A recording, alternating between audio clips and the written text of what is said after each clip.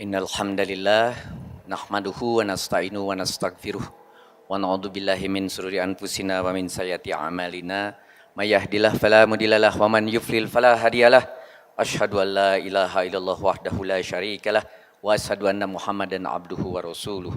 Allahumma sholli ala sayidina Muhammad wa ala alihi wa sahbihi wasallam amma ba'd. Ayuhal hadirun rahimakumullah, ittaqullaha haqqa tuqatih wa la tamutunna illa wa antum muslimun. Yang pertama, marilah kita panjatkan puji dan syukur kehadirat Ilahi Robbi. Bersyukur atas segala nikmat yang telah diberikan kepada kita. Mulai dari nikmat iman, nikmat Islam, nikmat syariat kita telah dihidupkan oleh Allah ke dunia ini. Nikmat kita dengan memiliki orang tua yang telah memelihara kita sampai kita dewasa, sampai kita tua, sampai kita bisa berdiri sendiri. Segala macam nikmat sampai hari ini yang paling sering kita rasakan adalah nikmat sehat.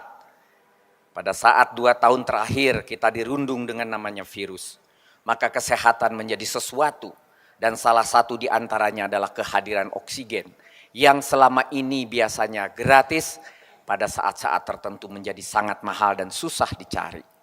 Oleh karena itu, nikmat-nikmat yang telah diberikan Allah kepada kita dari berbagai hal yang sifatnya fisik, yang non-fisik, baik yang bersifat lahir maupun batin, adalah pantas untuk kita syukuri. Pada kesempatan yang singkat ini, saya akan menyampaikan surat Al-Baqarah ayat ke-177 yang isinya adalah anjuran kita untuk melakukan kebajikan.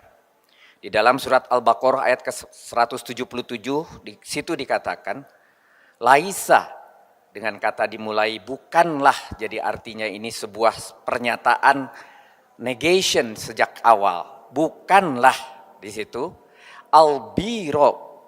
Albiro di sini adalah kebaikan. Bukanlah suatu albiro, suatu kebaikan yang menghadapkan wajahmu. Di situ dikatakan antuwalu wujuhakum. Wujuha itu wajah kalian, tetapi di dalam tarjamah atau di dalam tafsir ditafsirkan sebagai wajahmu, agar jelas sekali bahwa ini untuk kita. Wajahmu kibla, dalam hal ini kemana hadapan kita itu? Al-Masriki wal Maghribi. Di situ dikatakan ke barat atau ke timur. Jadi bukanlah kita ini ketika menghadap ke barat atau ke timur, dalam hal ini bukanlah keimanan kita pada sesuatu yang disebut sebagai suatu kebajikan. Di sini dikatakan walakin ini klasifikasinya huruf, dia katakan akan tetapi albiro atau sebuah kebajikan itu siapa yang amana, orang-orang billahi, orang-orang yang beriman kepada Allah, wal yaumil akhiri, kepada hari akhir atau kadang-kadang diterjemahkan sebagai hari kemudian, wal malaikati, kepada para malaikat, wan nabi, kepada para nabi. Di sini sampai di sini satu paragraf pertama ini ingin dinyatakan oleh Allah bahwa yang disebut kebajikan bukanlah hanya keimanan atau menghadapkan kita pada sesuatu arah tertentu dalam hati kita, tetapi juga di sini yang dimaksud dengan kebajikan adalah kita mempercayai kepada Allah, kepada hari kemudian, kepada para malaikat, kepada kitab-kitab dan kepada nabi. Ini yang kemudian dikumpulkan oleh para ulama menjadi yang kita sebut sebagai rukun iman. Jadi rukun iman ini kita peroleh dari ayat ke-177 di paragraf pertama. Tapi kemudian di sini dikatakan, diteruskan dengan pernyataan berikutnya, wa atal ma'la, dan memberikan harta, gitu, dan memberikan. Jadi selain kita melakukan dalam hati kita keimanan, ada sebuah kebajikan yang harus diberikan oleh kita, yaitu wa'atal mala, yaitu memberikan harta. Tetapi harta yang bukan harta biasa, alal hubihi, artinya harta yang bukan sisa, bukan harta yang kita tidak suka, tetapi harta yang baik. Bila perlu harta yang kita cintai. Bagi mereka tentunya yang punya tenaga itu adalah harta, bisa saja tenaganya itu dipakai atau diberikan kepada seseorang. Kemudian yang punya mobil dipakai untuk mengantar tetangga yang sakit misalnya. Atau yang punya uang dipakai untuk berinfak dan sebagainya dan sebagainya. Itu yang diterjemahkan sebagai memberikan harta yang dicintainya kepada siapa? Di sini dikatakan al-qurba, kepada kerabat. Dimulai dari kerabat. Kenapa kok mulainya dari kerabat? Karena sebetulnya kerabat adalah orang-orang yang paling dekat dengan kita. Kadang lebih dekat dibanding kakak atau adik sekalipun. Kadang lebih dekat daripada keluarga yang dilahirkan dari ibu yang sama. Oleh karena itu kerabat ini sangat penting, harus dipelihara. Dan kita pun harus memperhatikan apa kekurangan kerabat itu. Dari hal tadi yang sifatnya fisik ataupun non fisik, kita harus perhatikan. Kemudian wal yatama, yaitu anak-anak yatim yang sering kita dengar. Wal masakin, orang-orang yang miskin. Kemudian diteruskan juga dengan musafir. Tetapi musafir ini sebetulnya boleh diterjemahkan. Karena di sini sabil itu adalah dalam perjalanan, boleh saja dikatakan orang dalam perjalanan. Tetapi lebih ditekan pada orang-orang yang sedang membutuhkan pertolongan. Jadi kalau kita tadi sudah jelas yang dimaksud dengan sebuah kebajikan, bukan hanya beriman kepada yang sudah disebutkan tadi yang ada. Mulai kepada Allah, kepada malaikat, kepada kitab, kepada nabi. Tetapi kemudian kita harus melakukan memberikan harta yang dicintai kepada kerabat, kepada anak yatim, kepada orang-orang miskin, kan, kepada musafir. Dan kemudian diteruskan di situ adalah dan orang-orang yang meminta-minta dan memerdekakan hamba sahaya. Waktu memerdekakan hamba sahaya dikatakan di situ wafi rikob. Jadi rikob ini bisa dikatakan hamba sahaya yang prosesnya dimerdekakan. Kalau zaman sekarang apakah yang disebut hamba sahaya? Yaitu mereka-mereka yang terlilit dengan sebuah ikatan kepada orang lain sehingga dia susah. Nah kesusahannya itu kemudian kita bisa lepaskan. Ada sebagian misalnya orang-orang yang terlilit oleh sebuah masalah. Dan kita mencoba menyelesaikan masalah itu cukup bagi kita seperti kita membebaskan hamba sahaya.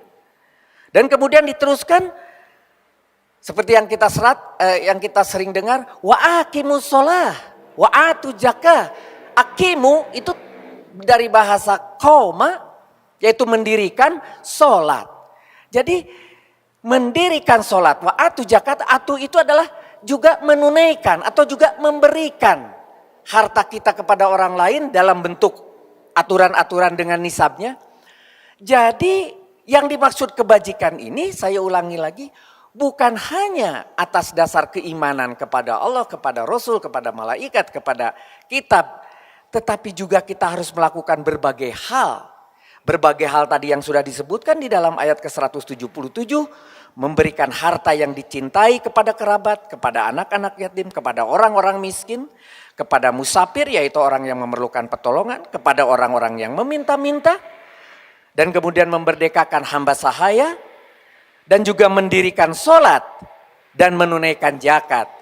Kemudian pula diakhiri dengan pernyataan dan orang-orang yang menepati janjinya apabila dia berjanji. Kalau ini sudah urusannya bukan melakukan sesuatu yang sikapnya memberi, tetapi kepada diri sendiri. Dimulai dengan perkataan di situ wasobirina dan orang-orang yang sabar dalam kesempitan, dalam penderitaan dan dalam peperangan. Ini lari ke diri kita. Ini juga bagian daripada kebajikan. Mereka itulah ulaika ladzina, mereka itulah orang-orang yang sodaku, orang-orang yang benar. Atau disebut juga orang-orang yang benar-benar beriman. Wa ulaika, dan mereka itulah humul muttaqun. Boleh saja kemudian Allah menyatakan wa ulaika muttaqun. Jadi dan mereka itulah orang-orang yang bertakwa. Tetapi Allah menyisipkan kata hum di situ di tengah-tengah, artinya itu taukid, artinya penekanan. Ketika di situ ada wa ulaika humul muttaqun, harus diartikan menjadi mereka itulah orang-orang yang benar-benar bertakwa. Oleh karena itu, dalam kajian satu ayat di dalam Al-Baqarah 177 ini, kita dapat lihat bahwa yang dimaksud dengan takwa itu adalah posisi tertinggi dalam kekayaan dan menjadi kekayaan termegah bagi setiap manusia. Takwa adalah sebuah posisi tertinggi dan kekayaan termegah bagi setiap manusia, sehingga mereka yang bertakwa akan disediakan surga di akhirat kelak. Dan takwa ini dikatakan di dalam surat yang lain, la'alakum tatakun, bagi orang yang berpuasa.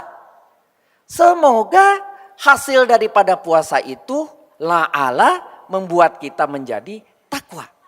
Jadi ketakwaan ini untuk diraihnya aja dengan 30 hari puasa dengan segala susah payahnya. Sekarang di sini dikatakan diawali dengan keimanan kepada yang 5 tadi. Dan kemudian di tengah-tengahnya yang kedua berbuat baik kepada orang lain. Dan yang ketiga kepada diri sendiri. Ada sobar tadi dan sebagainya. Jadi kalau kita lihat di sini, orang-orang yang bertakwa akan dibayar dengan surga, yaitu tempat kembali yang sebaik-baiknya. Sampai di dalam Al-Quran tidak mampu dijelaskan secara harfiah dalam bahasa manusia, sehingga menggunakan kias, menggunakan contoh. Di dalam Al-Quran dicontohkan bahwa nanti di akhirat, di surga kita akan disediakan sungai-sungai. Tentunya bagi orang-orang Arab waktu itu kalau ada sungai adalah sebuah kenikmatan yang tidak terhingga karena di sana adalah tanah kering kerontang. Tapi bagi kita yang memang rumahnya di pinggir sungai, nanti kalau di akhirat di surga cuma dapat sungai, untuk apa kan begitu?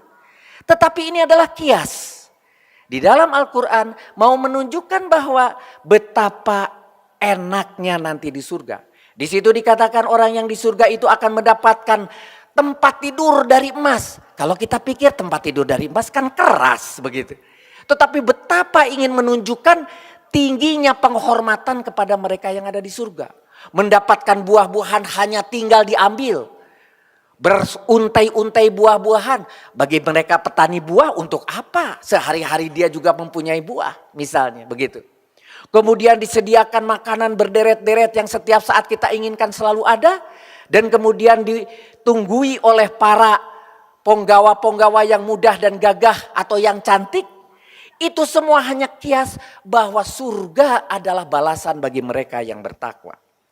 Jadi saya ulangi, kalau kembali kita mengupas satu ayat saja di Al-Baqarah ayat ke-177. Beriman adalah hanya keberpihakan.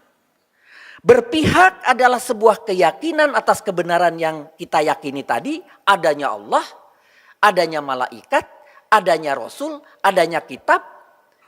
Dan ini keberpihakan ini hanya berdasarkan keberpihakan hati. Kalau di dalam ayat ke-177 itu, mereka yang menghadap ke barat atau ke timur bukanlah sebuah kebijakan. Artinya kalau cuma hanya keyakinan yang sifatnya beriman dan keberpihakan itu tidaklah cukup. Harus diteruskan dengan kebajikan. Apa itu kebajikan? Adalah sebuah perbuatan, sebuah hasil kerja, sebuah usaha, sesuatu yang harus diusahakan. Bukan hanya sebuah keberpihakan, bukan hanya sebuah pengakuan, atau hanya pilihan-pilihan mazhab. Tetapi kebajikan itu dapat diukur dan dirasakan oleh orang lain yang menerima perbuatan kebajikan itu. Makin banyak kita memberikan atau melakukan sebuah kebajikan, maka makin banyak Apa yang disampaikan di dalam surat Al-Baqarah ayat ke-177 itu kita penuhi. Ditambah lagi kalau tadi paragraf pertama khusus masalah keimanan, yang kemudian paragraf kedua adalah masalah kebajikan, sedangkan paragraf ketiga kepada diri sendiri. Harus bersabar, melakukan sholat, melakukan zakat dan sebagainya dan sebagainya. Oleh karena itu kalau saya rinci kembali Al-Baqarah ayat 177, orang yang bertakwa yaitu orang yang beriman dan melakukan kebajikan. Di antara kebajikan tadi yang pertama dan sampai yang kelima yaitu beriman kepada Allah. Itu klasifikasinya bertakwa itu mulai dari beriman kepada Allah. Kemudian beriman kepada terjadinya hari akhir, kepada malaikat, kepada kitab dan kepada nabi. Kemudian diteruskan dengan melakukan kebajikan. Kebajikan yang pertama memberikan harta yang dicintainya kepada kerabat, kepada anak yatim, kepada orang-orang miskin, kepada musafir atau orang yang dalam perjalanan atau orang yang membutuhkan pertolongan, kepada yang meminta-minta, dan kepada atau melakukan memerdekakan hamba sahaya. Sampai di situ itu adalah paragraf kedua agar kita lakukan dengan usaha. Sedangkan paragraf ketiga kepada diri sendiri diingatkan oleh Allah di dalam Al-Baqarah 177 tadi melaksanakan sholat, menunaikan zakat atau memberikan zakat, menepati janji apabila dia berjanji, bersabar dalam kemelaratan, bersabar dalam penderitaan, bersabar pada masa peperangan. Kalau zaman sekarang peperangan tidak harus perang fisik. Banyak perang sifat-sifat lain yang harus kita juga hadapi di zaman modern ini. Tidak terasa anak-anak muda dengan bermain WA. Di mana bapak-bapak juga memiliki WA grup yang berbagai macam mazhab di situ kumpul. Bisa terjadi peperangan, bisa terjadi diskusi-diskusi yang panas. Di situ dikatakan kita harus sabar dalam masa peperangan tersebut. Saya akhiri khutbah hari ini dengan menyampaikan bahwa kebajikan seperti yang diuraikan tadi harus diusahakan. Tidak datang dengan sendirinya. Tidak bisa dengan duduk saja di masjid. Tidak dengan hanya melaksanakan ibadah-ibadah ritual. Tidak dengan memperbanyak waktu dihabiskan untuk menambah ibadah sunnah sekalipun. Sehingga habis waktu untuk mengusahakan langkah terutama untuk nomor-nomor paragraf kedua tadi, yaitu kebajikan. Untuk kebajikan perlu usaha, perlu tenaga, perlu waktu yang serius. Dengan usaha yang ekstra sekalipun. Dengan menambah kemampuan untuk meraihnya. Untuk menambahnya dalam kehidupan sehari-hari yang nyata. Termasuk dalam lingkungan usaha kita, di kantor kita, di tempat bisnis kita. Di zaman modern ini banyak sekali peluang bagi kita untuk melakukan kebajikan. Artinya harus dibuat perencanaan. Harus dipertimbangkan. Harus ada keseimbangan antara kegiatan ritual dengan kegiatan yang mendukung kebajikan. Karena waktu kita di bumi hanya sebentar saja, hanya sangat singkat, dan setiap hari hanya 24 jam. Sama untuk semua orang, padahal kita harus berlomba-lomba dalam menambah, melakukan kebajikan. Semoga kita diberi kesadaran dengan sepenuh hati untuk mau memperbanyak dan melakukan kebajikan yang akan membawa kita menjadi manusia yang bertakwa. Amin ya Allah ya Rabbal alamin. Barakallahu li wa lakum.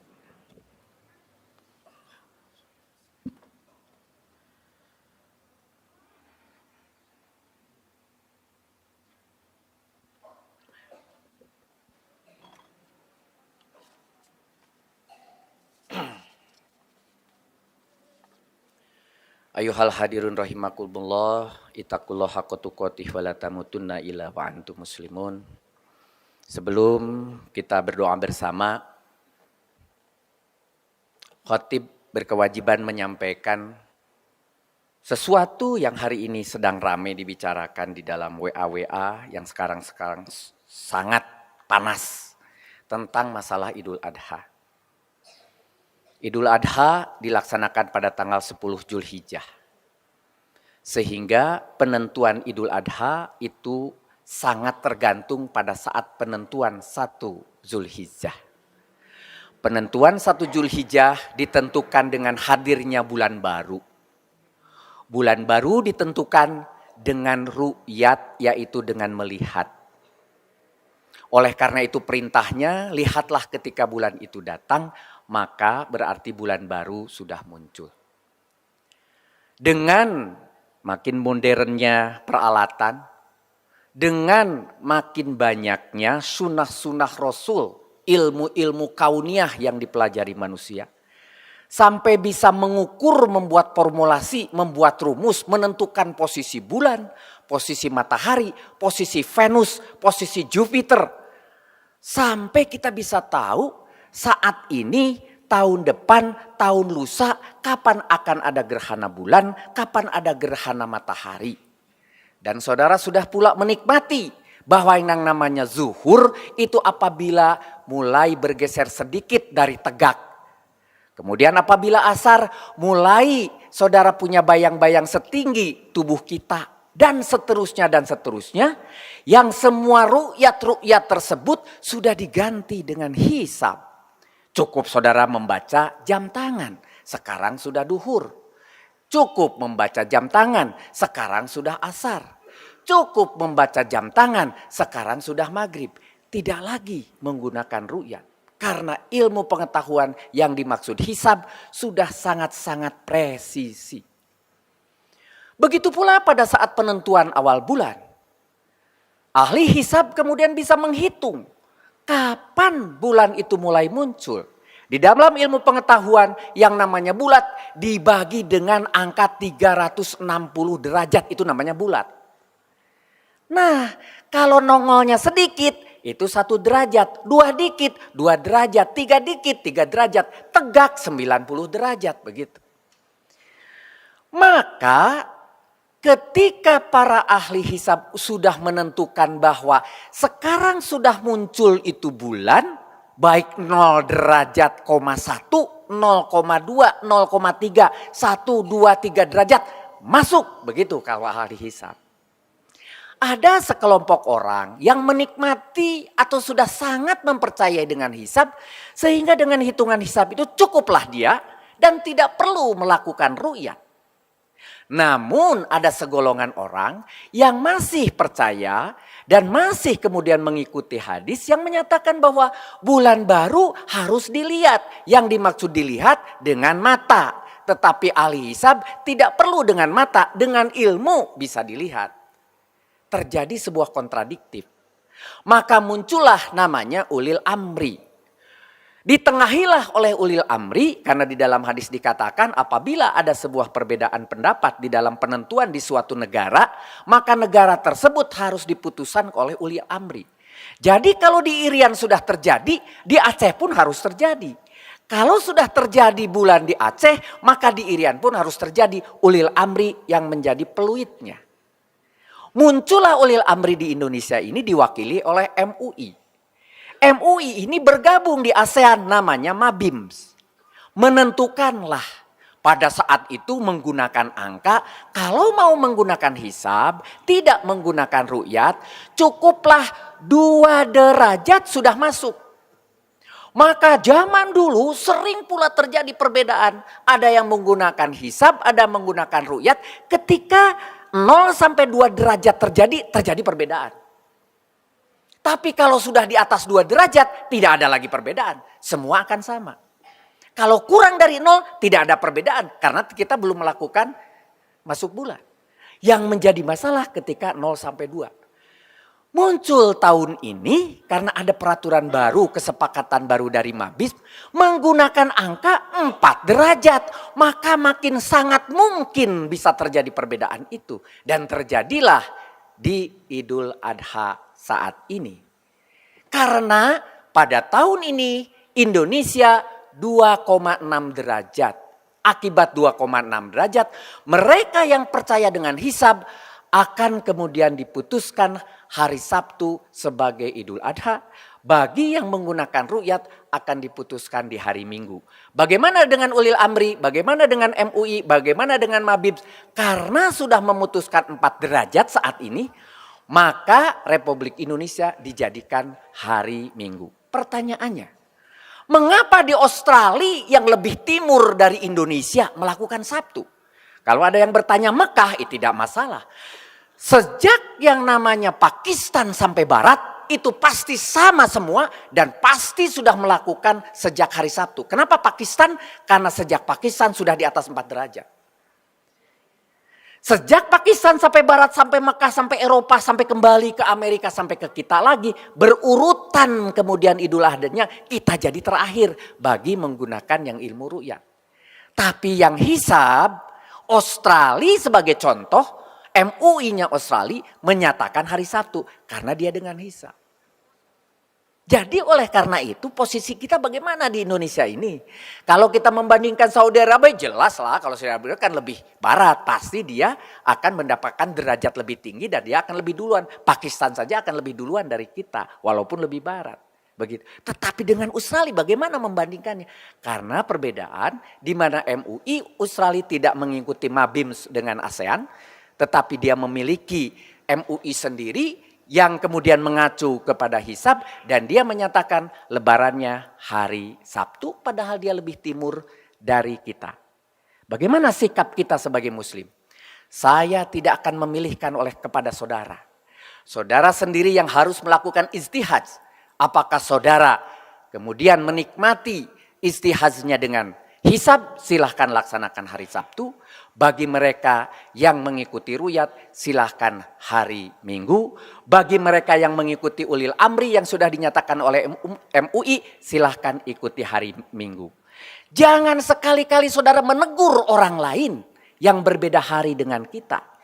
Jangan sekali-kali berani kita menceramahi orang tanpa diminta. Mohon maaf hari ini saya sampaikan di sini karena saya diberi waktu untuk menyampaikan ini. Ketika di rumah pun, istri sekalipun, kalau tidak bertanya, saya tidak akan mengajak dia. Biarkan dia memiliki pendapatnya sendiri. Tetapi ketika bertanya, barulah kita jawab. Anak kita pun demikian, ketika dia bertanya, baru kita jawab. Tapi yang memilih adalah diri kita masing-masing. Karena yang nanti dihisab di akhirat adalah diri kita masing-masing. Barakallahu li walakum.